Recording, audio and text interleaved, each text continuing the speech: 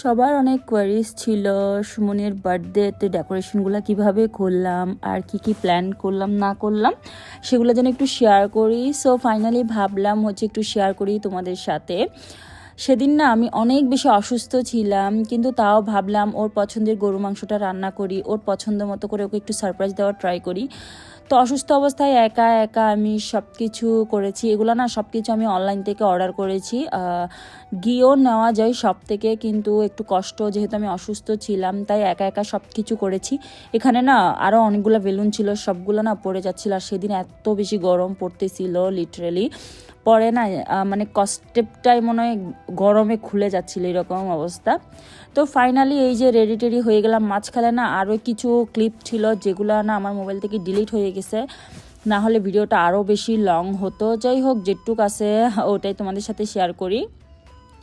আমি না আজকের থিমটা রেখেছিলাম হচ্ছে ব্লু, যেহেতু আমাদের ড্রেস ছিল ব্লু। তারপর হচ্ছে আমি বেলুনটাও ব্লু রেখেছি, সাথে সিলভারের একটা কম্বিনেশন দিয়েছি। দেন হচ্ছে গিয়ে আমি কেকটাকেও ব্লু রেখেছি, দেখো। আর এই কেকটা না আমি হচ্ছে ক্যাটরিনা কাইফ তার হাজব্যান্ডের বার্থডেতে যে কেকটা অর্ডার করেছে, মানে যেটা সে পোস্ট করেছে সেটা দেখে আমি এই কেকটা অর্ডার করেছি। আমার কাছে ডিজাইনটা খুবই ভালো লেগেছিলো।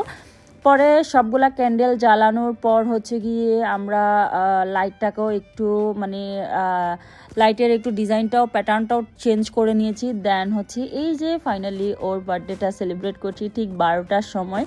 তারপর ও না খুবই খুশিও হয়েছে অ্যান্ড আমাকে একটু বকাও দিয়েছে, যেহেতু আমি অনেক বেশি সিক ছিলাম, মানে অসুস্থ শরীর নিয়ে কেন এগুলা করেছি, যদি উল্টাপাল্টা কিছু হয়ে যেত আমার, এই জন্য।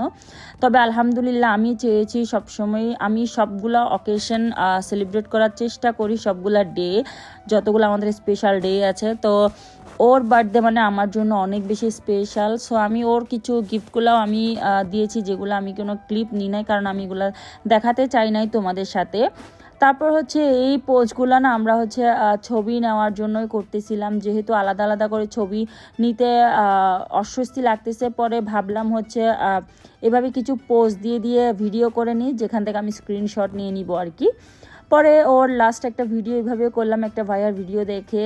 পরে আমার ভালোই লাগেছিল।